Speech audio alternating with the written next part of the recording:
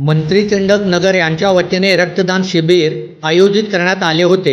यावेळी नगरसेवक संजय कोळी, चेअरमन प्रकाश भोसले, मंडल सरचिटणीस राजाभाऊ गायकवाड, सिद्धू अण्णा मुद्देबिहा, उपाध्यक्ष Vinod Karpekar, secretary Karvasaheb, Shinde madam, Sharma madam इत्यादी।